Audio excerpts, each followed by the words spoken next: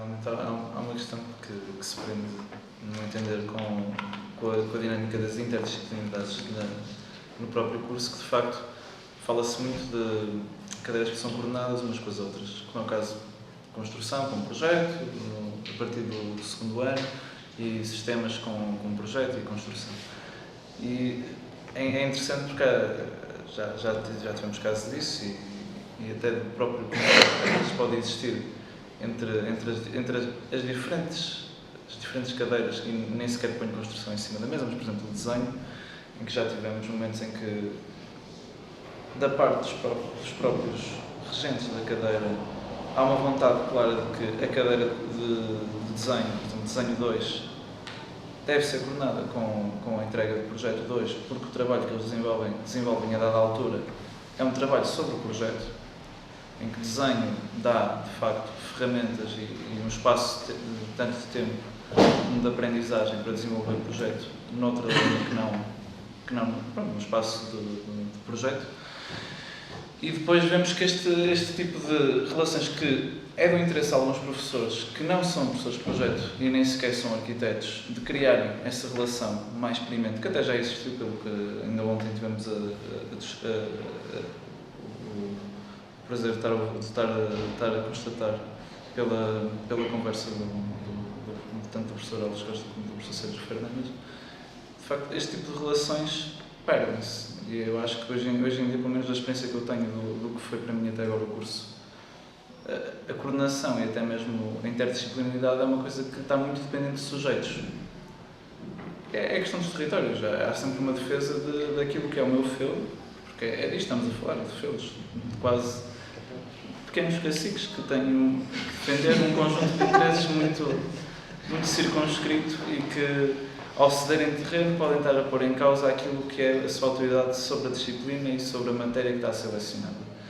E este, no meu entender, acho que demonstra um bocado o medo, se calhar, por parte, não digo de alguns sujeitos, mas pelo menos no geral, dos grupos, daquilo que é outras disciplinas estarem a intervencionar num campo que, não sei se por culpa do tempo, dos hábitos, se calhar foi sendo enraizado num só. Eu se calhar até arriscaria a relacionar com outras coisas, por exemplo, equacionar a relação entre campos de saber, a relação entre dispositivos didático-pedagógicos que são cada unidade curricular, se fazer normalmente ao nível daquilo que são as entregas. E como isto pode parecer, se calhar, um sintoma de que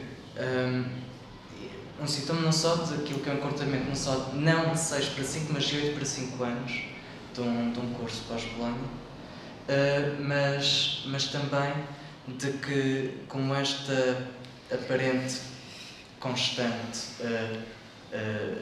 falência de falta, ou noção de falta de tempo para tudo e mais alguma coisa, acaba por conduzir a uma espécie de esforço nada mais que logístico, digamos assim, de entendimento daquilo que é o fazer enquanto aprendizagem e os momentos de ensino, digamos assim. Ou seja, um pouco indo de encontro àquilo que o Joaquim Pimenta estava a dizer ali,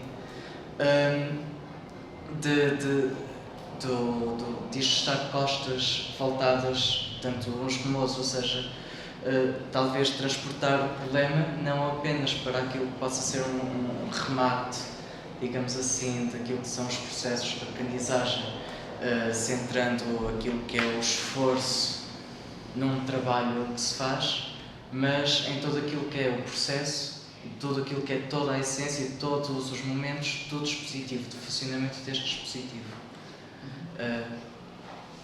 Não sei. E queria só relacionar, se calhar, com este problema. Mas aí, em relação ao próprio funcionamento do mestrado integrado, eu acho que é sintomático quanto hoje em dia, de acordo nem com os inquéritos, com a estatística, Há vezes que, em média, só 35% dos estudantes é que acabam, de facto, o curso em 5 anos. Isso aí também penso que é... É menos. É menos que isso? Acho que é menos. Eu acho que... São cerca de 20. É um número irrisório, apesar de tudo. Estatisticamente, e vale o que vale, só para conhecimento, considerando que o ano letivo termina a 31 de julho, significa que há uma taxa de reprovação no último ano da ordem dos 90%. Portanto, para todos os efeitos, sim, mas para todos os efeitos, dentro do período normal, significa que naquele ano há 90%. Mas há muitos que são voluntários. Por causa disso. Mas isso é o problema das estatísticas e das especial para acabar o curso, há muitos estudantes que acabam na... quantitativas. Claro, mas apesar de tudo, estas análises quantitativas também Não, refletem-se numa ideia que nós, apesar de tudo, e aliás, uma das coisas que eu não fui a muitas reuniões do CCM, mas acho que pude ir, chegou-se a dar altura a falar desta questão, e o professor Mário estava lá também comigo, e uma das coisas que fazia muita confusão aos nossos colegas, tanto do corpo docente como até do corpo discente, era o facto, o porquê de nós, a Faculdade de Arquitetura, darmos uma importância tão grande à finalização do curso e à questão da tese. Porque, no entender deles, a tese é uns papers que a gente arruma lá para o fim e está feito. E nunca mais pega nisto. E que neste momento vale 10% da classificação Pois, completamente ao contrário das grandes alterações que...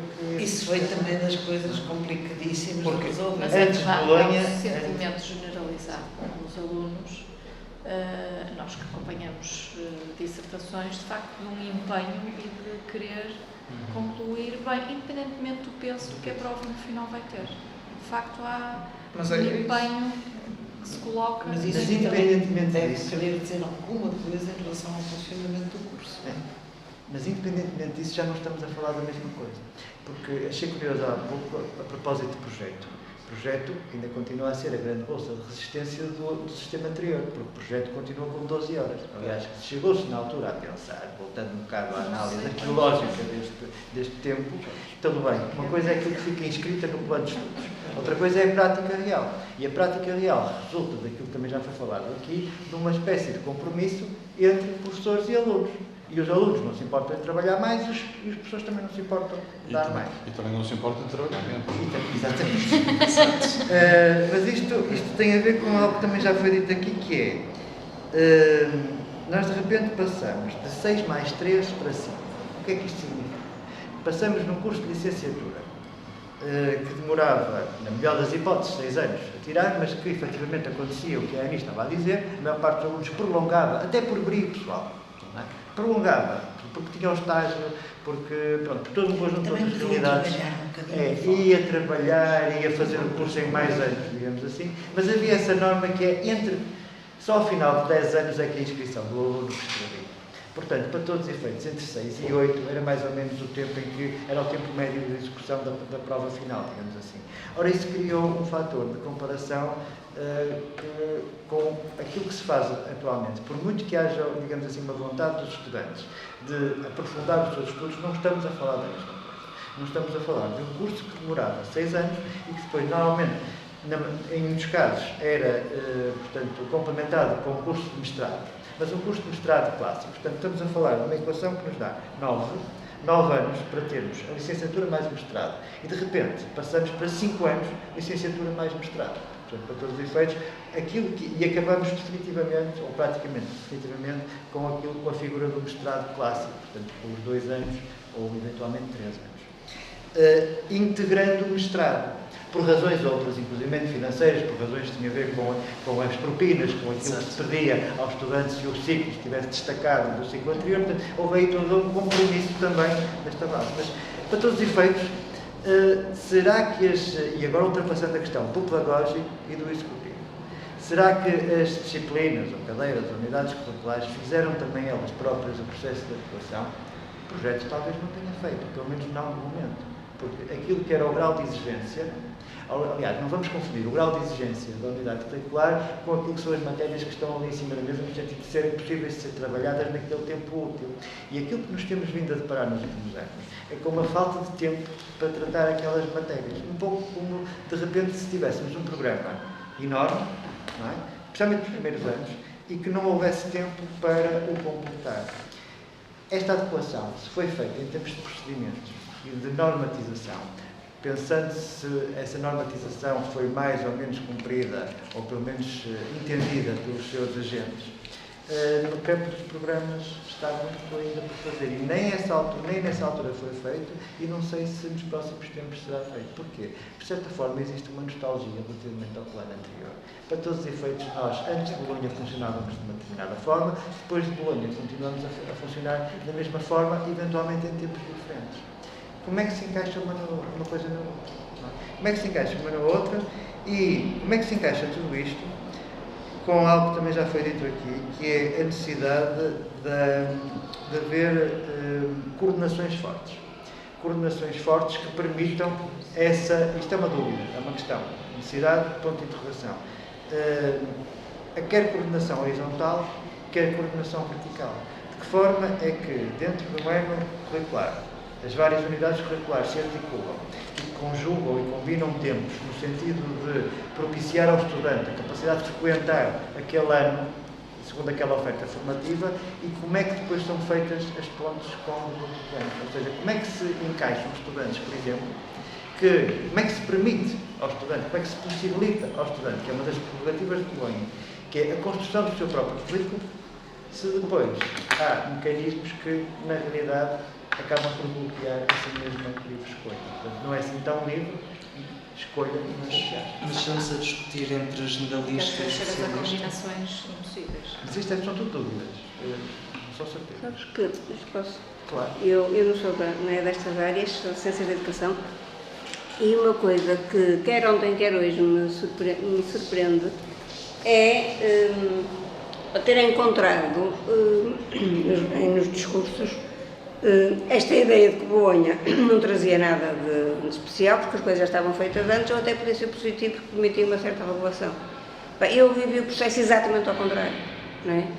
A achar que Bolonha, de facto, o que vai impor é uma fragmentação de conhecimento, é uma rigidez na organização dos currículos, é uma semestralização de tudo, que obrigou a um aumento muito maior das unidades curriculares, em que muitas vezes depois os programas não foram adaptados e passou a trabalhar-se em meio ano aquilo que antes trabalhava num ano. E, em nome da dita autonomia dos estudantes, nós pusemos estudantes muito mais sozinhos, a terem que estudar porque eles têm que ser, porque eles são avaliados e têm que se organizar para prestar provas, porque esperam passar o ano, e é legítimo, também de alguma maneira que isso assim aconteça. E, de facto, nós lhes retiramos tempo para pensar. E, portanto, esta dita autonomia em que eles escolhem, que é uma falácia. De facto, eles não têm possibilidades de escolher, estão muito limitados a muitas coisas, desde logo desde o ponto de vista até do espaço físico. Estão a estudar arquitetura, não é fácil irem frequentar uma unidade curricular num outro polo, porque depois nem sequer têm tempo, portanto não vão, se o leque de opções está logo limitado à partida, e muitas vezes também não têm sequer condições até para poderem, de uma forma informada, fazerem as opções. Pronto, e portanto isto transforma-se em opções um bocadinho fictícias. Eu já acabo de escolher as opções que o próprio curso lhes oferece, muitas vezes a partir de um conjunto de informações que às vezes os próprios colegas lhes passam e que, em alguns casos, têm a ver quem são as pessoas que dão melhores notas ou que dão piores notas. São estratégias de sobrevivência que eu acho legítimas, posso não gostar muito delas, mas eu acho que são legítimas. Pronto, e portanto, o que eu senti muito, não é que, de facto, que sincero, que são as lógicas neoliberais de pensar a universidade, de pensar esta formação rápida e acelerada de quadros qualificados, sendo certo que depois há uns que têm condições para estarem uns mais anos e fazerem com outra qualidade e fazerem com outros tempos, e há aqueles que não têm, portanto eles vão fazer de uma forma mais atamancada, digamos assim, e depois o mercado, temos o sacrosanto mercado, escolherá os mais competentes e os mais capazes, e o resto ficar um bocadinho entregue à salva. E portanto, se acabou por desenvolver muito, foram processos muito em nome desta autonomia, foram processos muito solitários de viver o próprio percurso e muito competitivos, inclusivamente, né? Retirando lógicas de trabalho aqui de grupo. Eu, na ciência de educação, para mim isso foi muito claro. Nós tínhamos um curso de 4 anos, passou para 3, depois há o mestrado com os 2 anos. Na psicologia eram 5 anos de licenciatura, agora são 5 anos de mestrado integrado. Mas, de facto, o que eu acho que se traduziu foi nisto, foi numa sobrecarga enorme de facto de trabalho para os estudantes, e em alguns casos trabalho, quer dizer, querendo nós que os estudantes encontrem sentido num currículo que, na minha opinião, e acho que para muitos professores, não faz sentido nenhum, não é? E, portanto, pedimos que eles encontrem um sentido que não existe, não é? E, portanto, eles têm que estar ali a estudar, com avaliações atrás de avaliações. Portanto, o tempo para pensar, o tempo para refletir, o tempo para ter uma concepção mais abrangente, para cruzarem até as várias áreas. Pronto, pelo menos na casa que eu conheço melhor, eu acho que ela se esfrangalhou completamente.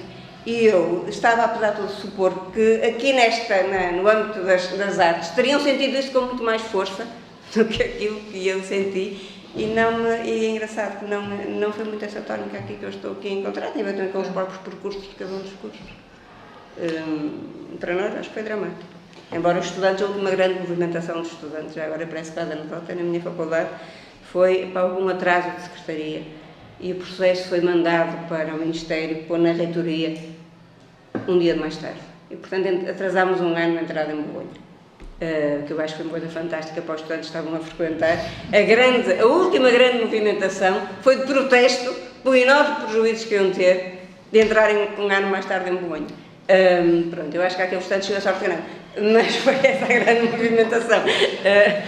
Pronto, mas não sei, acho que para mim está a ser fantástico ouvir-vos, mas estou a ter alguma dificuldade em até me situar.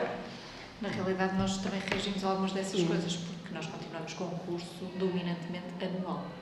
Praticamente todas as unidades curriculares, e tem sido uma luta, porque não é consensual. Há quem defenda a semestralização, nomeadamente no projeto, e há um grupo ainda alargado que se opõe. Há uma coisa muito interessante que é, eu tenho explicado algumas vezes que essa teoria da semestralização é completamente falsa. E porquê é que ela é falsa? Falsa como teoria, não quer dizer que depois o que acontece é uma atrapalhada, não é?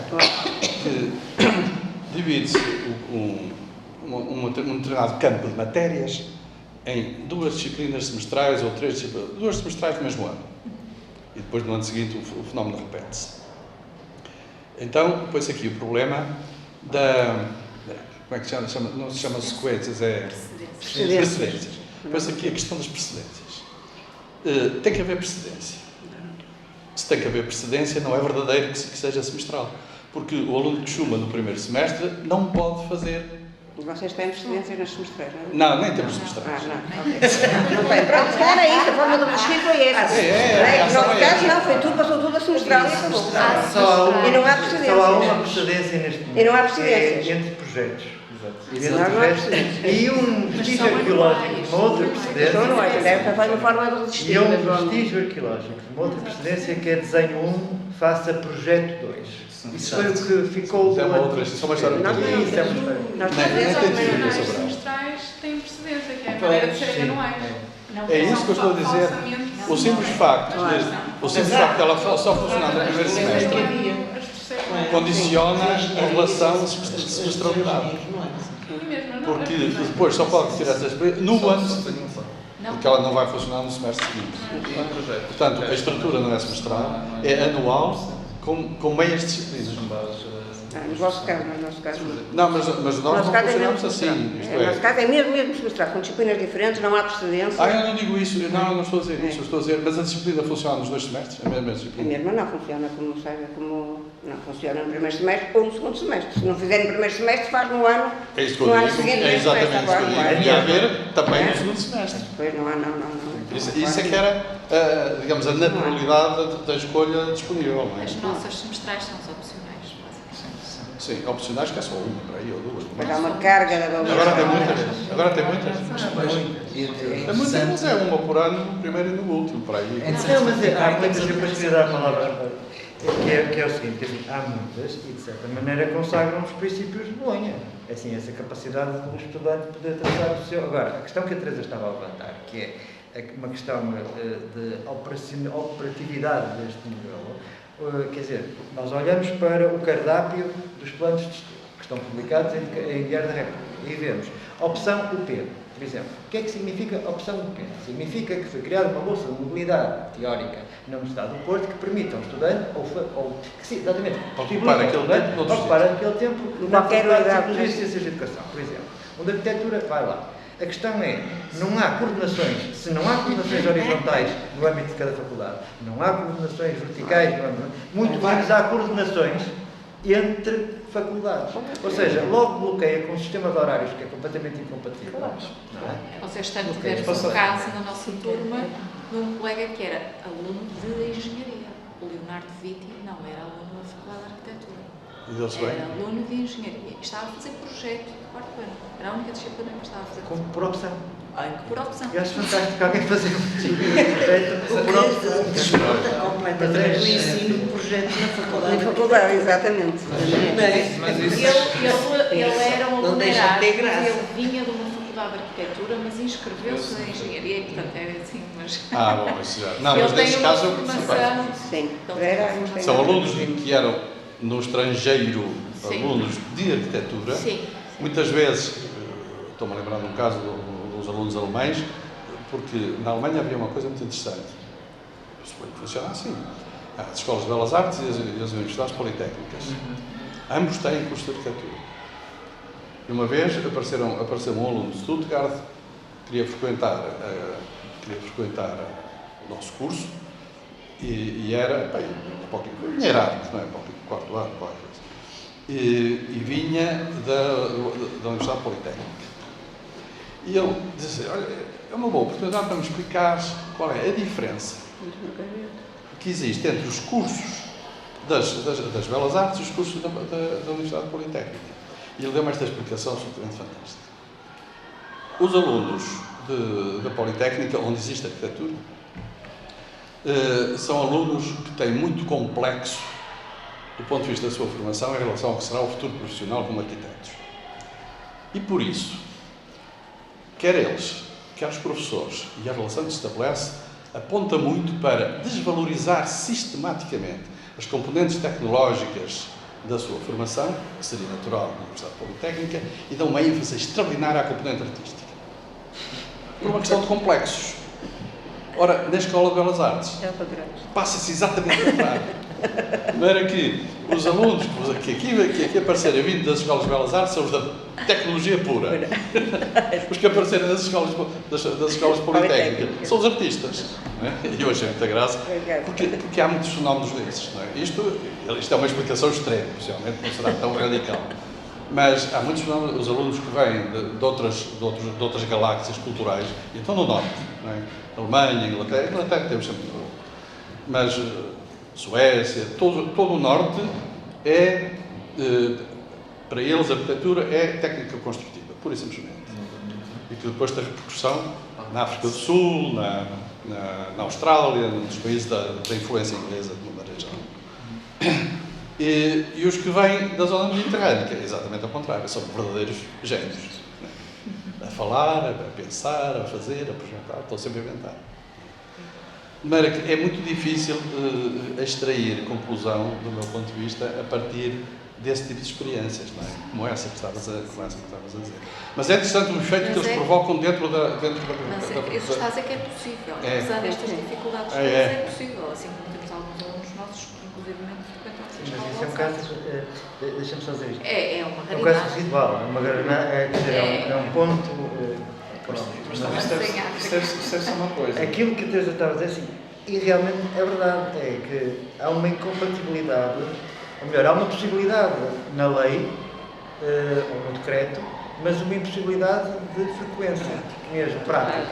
Para todos os efeitos era preciso pensar nessa, pensando que, e isto é uma questão até que transcende as próprias faculdades e que vai para o registro da própria universidade, que é, pensando que a universidade, agora nem sei muito bem qual é a política, mas durante alguns anos, durante uma década, foi no sentido da centralização. Não é? Claramente na centralização institucional da afirmação da marca o Porto ou o Pedro. Não é?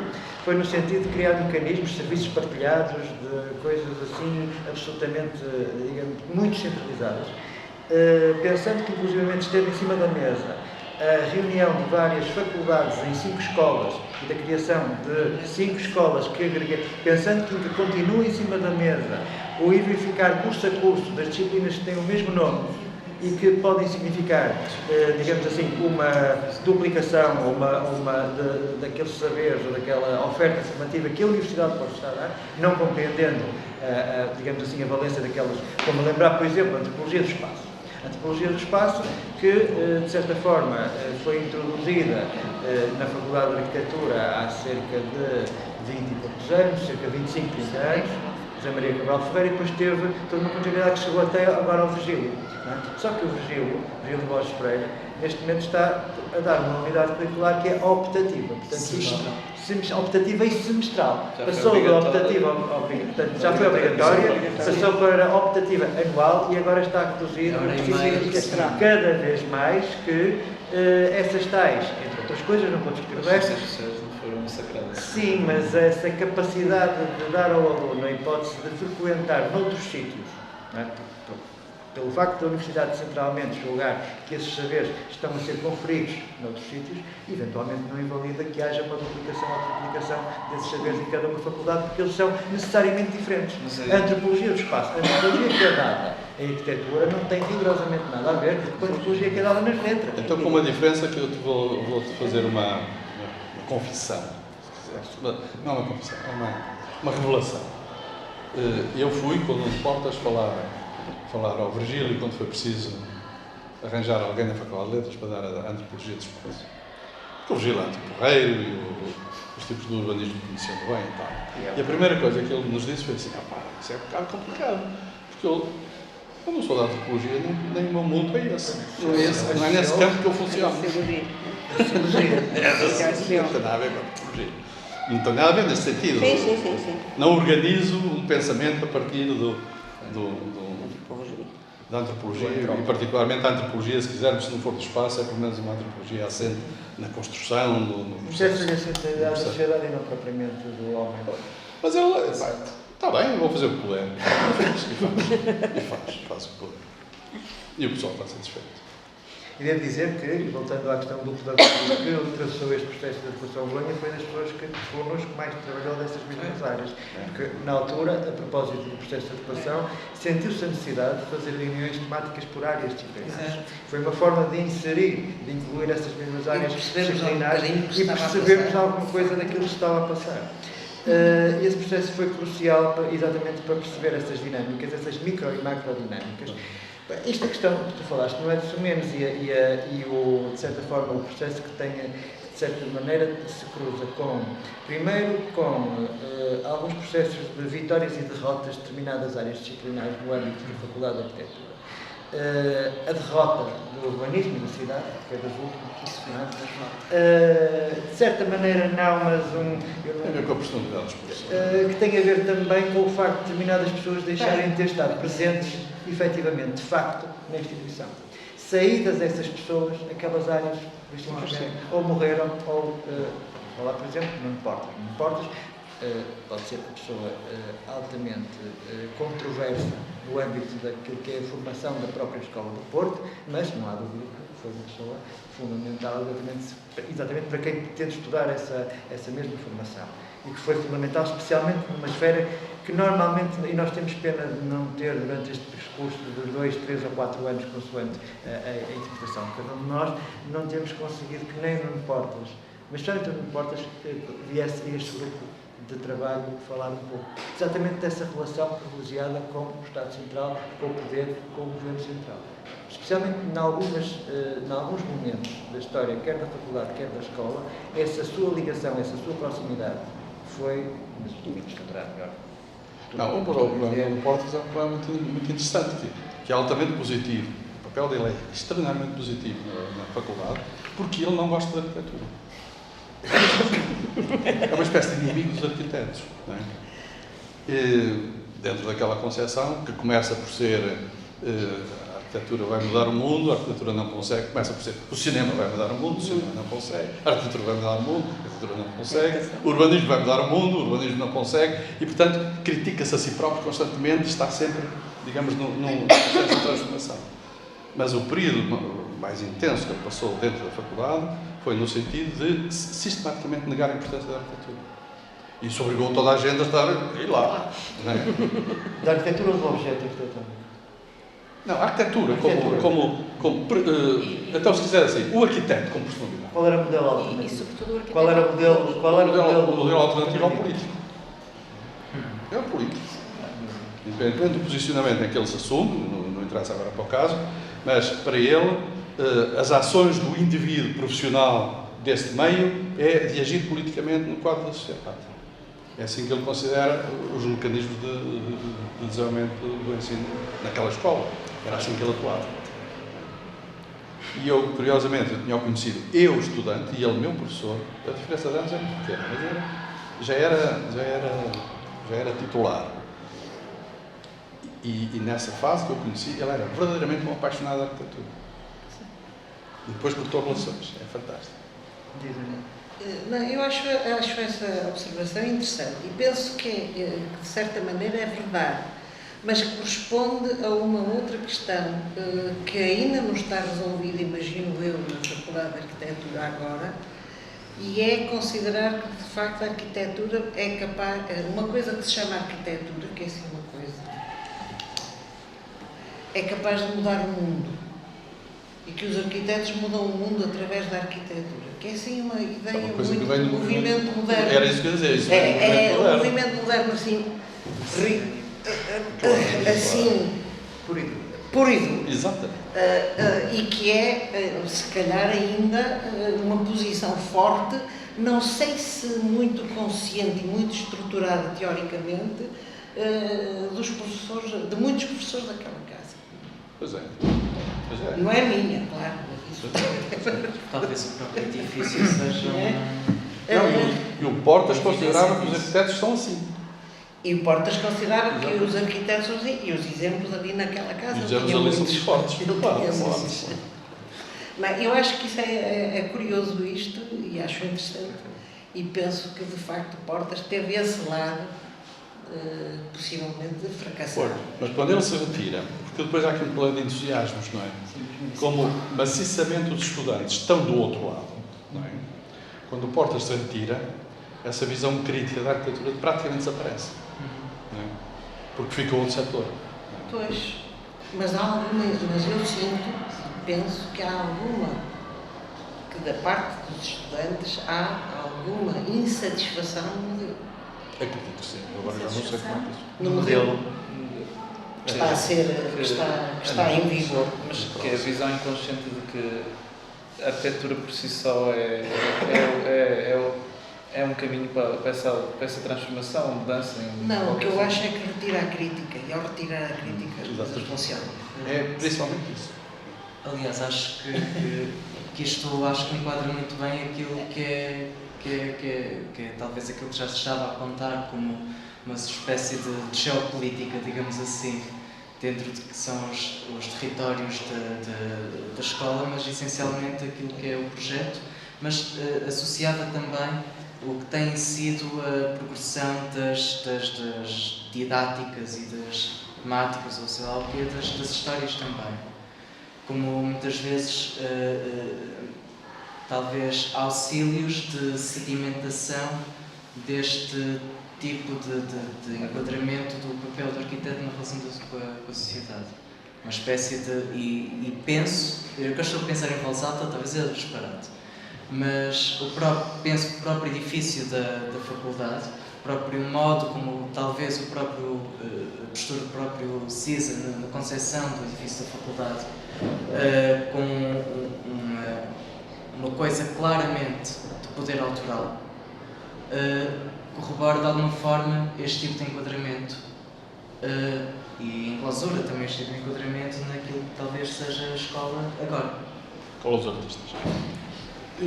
Deixa-me dizer uma coisa, isto vem de algumas das intervenções anteriores. A ideia que eu tenho e aquilo que que eu imagino que possa ser um procedimento natural é não haver um ensino obrigatório.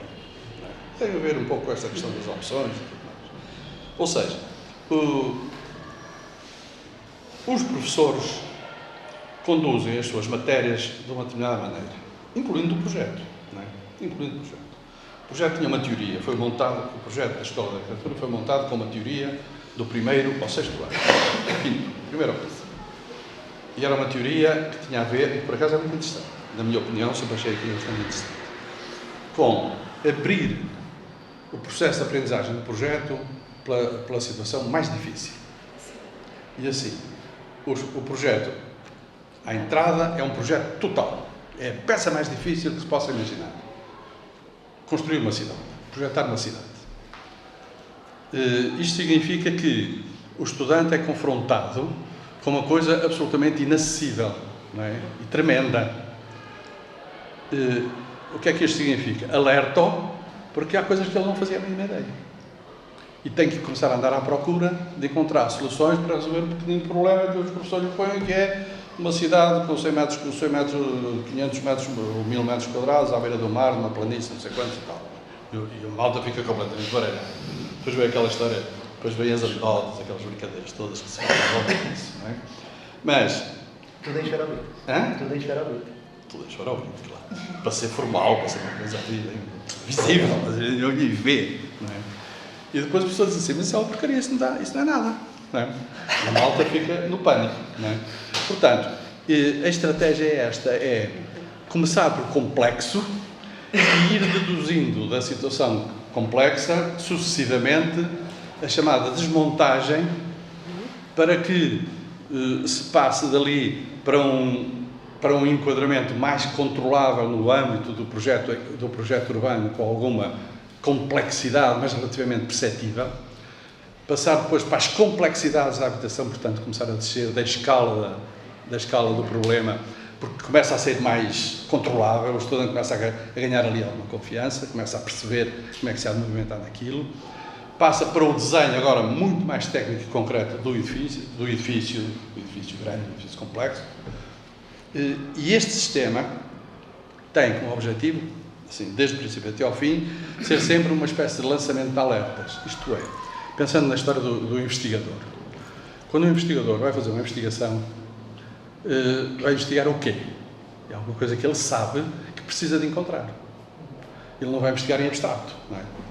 Não vai olhar para... Entra numa biblioteca e diz assim, vou investigar, ler as enciclopédias, não é? Não é assim. Quer dizer, parte de um problema concreto e depois tenta para encontrar as respostas e as soluções para o problema concreto, começa a perceber aquilo que tem que aprender, que tem que acrescentar, que tem que adquirir especificamente para aquela situação. Ora bem, e a teoria subentende o seguinte, que existe uma outra função do mecanismo pessoal, digamos assim, de qualquer indivíduo, que é a cultura. Isto é, a sua natural curiosidade pelo conhecimento das coisas, do mundo, em abstrato. Não tem a ver com o ensino, não tem a ver com a escola, não tem nada a ver com isso. Cresce, não é? Aprende a falar, aprende a comer, aprende a ver os pais e os amigos, aprende a andar a correr atrás da bola, aprende o que calhar, não é? E a aquisição da aprendizagem é um processo que não depende especificamente da estratégia do ensino quando o aluno chega à universidade. Aprende sempre, não é? E por isso, também importa que o arquiteto, ou melhor, que o estudante de arquitetura, agora estou a pensar, claro, eu suponho que o estudante das artes em geral será assim, igual, mas importa que o estudante de arquitetura, enquanto está a ser confrontado com aquele problema dramático que é olhar para uma cidade e perceber o que é isto, o que é isto, sei lá, como é que eu me mexo dentro desta confusão, ter possibilidade, ir ouvindo, ir ganhando aquilo que se chama curiosidade e consciência do que pode ser a sua atividade, do que pode ser a sua profissão, do que pode ser a sua personalidade, do que pode ser o seu papel no futuro da sociedade. Ora bem, e é aqui que entram as teorias, as disciplinas complementares, a chamada informação genérica complementar, que leva a que o indivíduo vá às aulas e esqueça tudo, que é uma coisa que eu acho fantástica, fabulosa. O ideal é tipo, eu durante vários anos, na parte final, tal como a Ani, ensinei História da Arquitetura. escolhia as matérias que me interessavam a mim, não era o que interessava aos estudantes, não sabia o que dizer, mas o que me interessava a mim. E construía um discurso compreensível, de forma a que eles percebessem coisas da arquitetura que têm a ver com aquilo. É uma aquisição. Era aquela como podia ser outra. E eles vão construindo uma personalidade, vão construindo, interessantes ou não se interessando, uns mais, outros menos, uns tudo, outros nada. Enfim, e isso a mim não me preocupa. O que me preocupa é que eles tenham, progressivamente, capacidade de ouvir, perceber, enquadrar e adquirir cultura. Não é? Ora bem, e o que é que acontece? Aqui volto sempre à velha pequenina banda escrita por aquele desenhador americano que já ao fim de 10 anos, Will Kinson, como é que ele se chama? Que tinha uma bandazinha que vinha antigamente no público. O Calvin. Como? Diz, estava a dizer. Do Calvin, sim. Não é?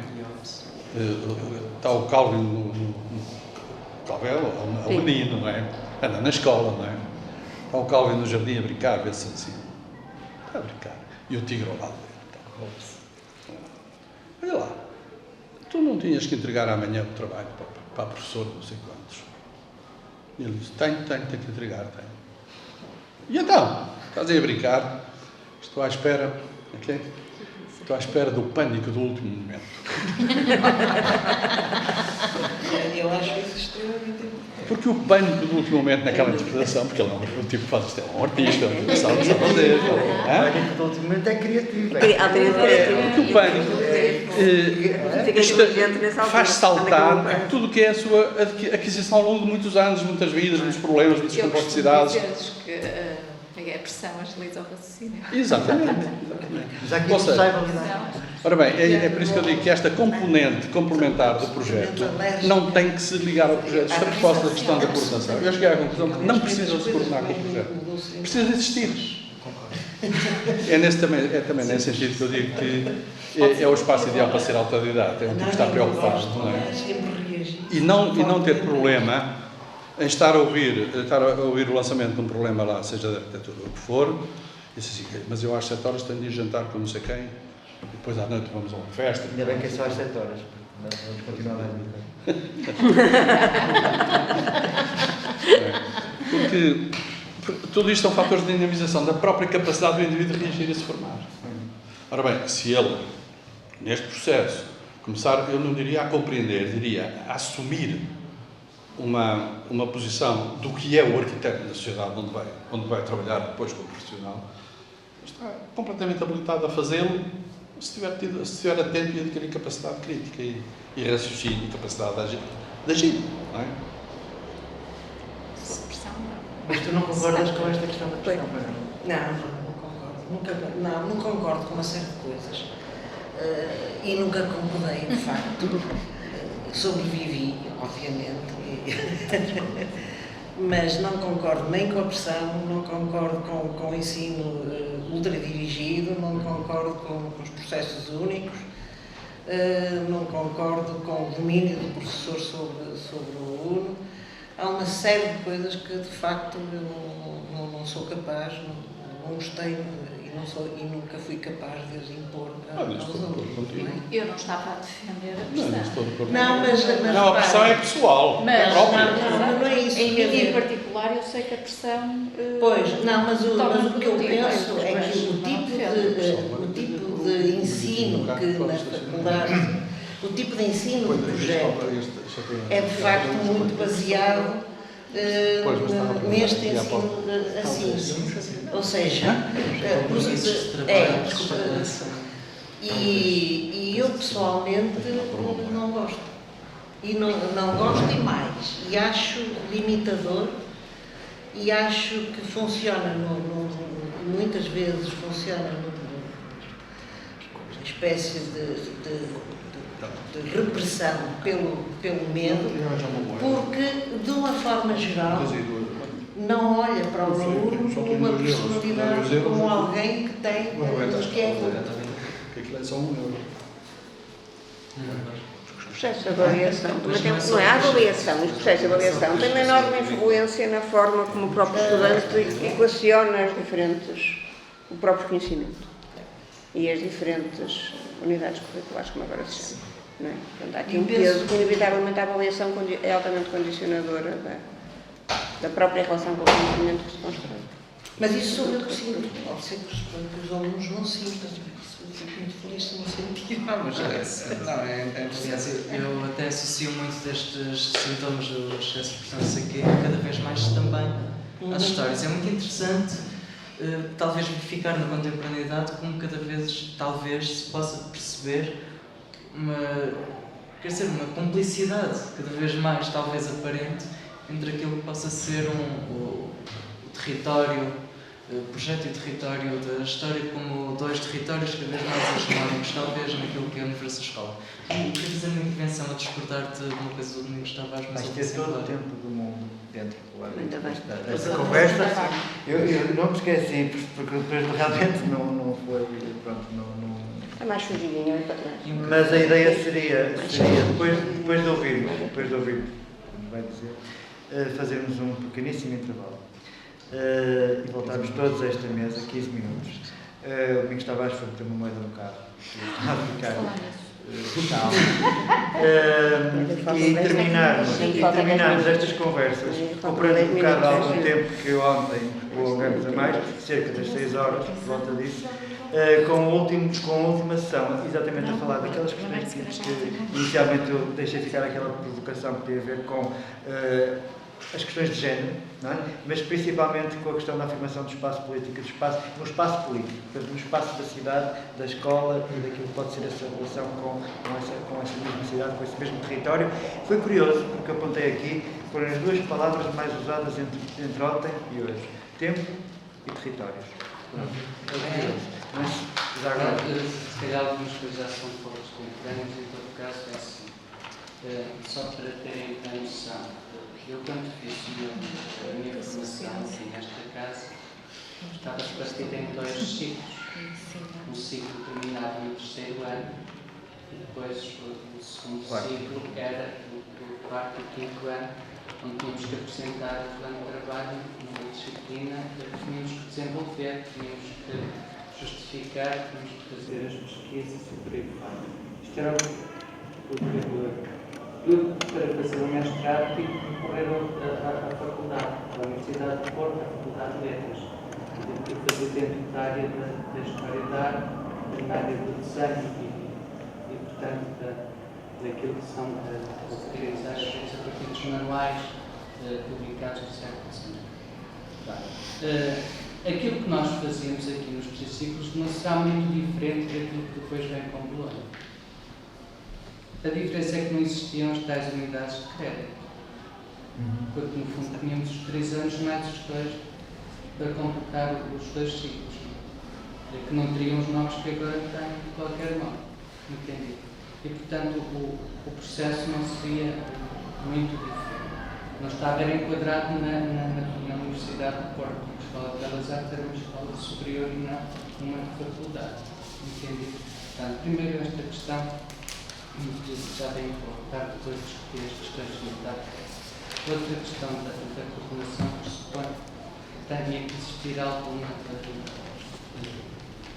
clarividência naquilo que suporta a coordenação para que o sentido de liderança dessa coordenação possa funcionar. E possa existir depois o entendimento de todos e a cedência de todos aos princípios. Portanto, se eu tenho várias faculdades com várias cadeiras que podem servir alunos de diversos polos, provavelmente têm que todos conhecer exatamente o que estamos a fazer. Provavelmente é que as possibilidades são tantas, se calhar nem sequer previam que houvesse outras possibilidades que entretanto depois por opções de cada um.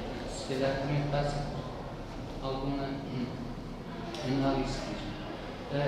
Quando se refere de facto à importância de haver alguma regra, algum entendimento no início de qualquer disciplina, para que seja clara a ação do professor no desenvolvimento do está a impor de algum modo, ou está a indicar de algum modo alguns princípios que pretende que sejam alcançados, sejam eles cronológicos ou matérias ou do que for.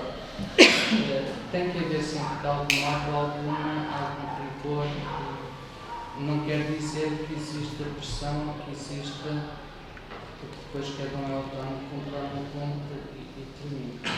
Eu também sou de um período que o tempo para nós era ouro, não é? Eu fiz o ensino superior a trabalhar. Portanto, fui um estudante trabalhador no curso norte, para mim tinha que saber os mínimos todos do meu dia. Portanto, aqui a questão do tempo ainda é diferente do tempo de hoje, de muita gente. Portanto, quantos anos o termo tempo é muito subjetivo. Há quem se habitua a dormir 5 horas por cento da necessidade de trabalhar, mas há quem sinta a necessidade de viver outras coisas que não propriamente pesquisar ou de aprofundar ou desenvolver o trabalho. Depois estas coisas passam com o tempo, e são as que a uma idade perguntamos a que nota de se viver tanta euforia, Essa perspectiva tudo o que da fazemos perspectiva. na vida é assim. Em relação à questão do caráter mais ou menos social da intervenção artística, seja ela no domínio da arquitetura ou não, eu tenho a ideia de ter lido em tempos um texto em espanhol que associava muito a questão da produção artística, seja ela em qualquer campo que fosse, à propaganda. A propaganda, mas se não for ideológica, será uma propaganda de um determinado ideal que o artista procura transmitir através de uma mensagem, seja ela na arquitetura, seja na dança, na música, em qualquer outra área. E, portanto, quando o lado político possa existir naquilo que é, neste caso, se referia a uma arquitetura, tem algum sentido, porque em função da própria organização de espaço, do próprio aspecto da construção, influencia de algum modo, ou forma de algum modo o próprio habitante que depois a utiliza. Quando se produz, ou se produziram em tempos idos, construções para determinados, construindo bairros para determinados estratos sociais, provavelmente houve a preocupação de satisfazer algumas necessidades, mas se calhar introduzir alguma outra informação também. Bolsa, há muitos outros, não é? Provavelmente transmitem alguma referência e levam alguma comunidade e transmitem alguma ideologia, se quiser, às pessoas que depois habitam esse espaço e conhecem esse espaço.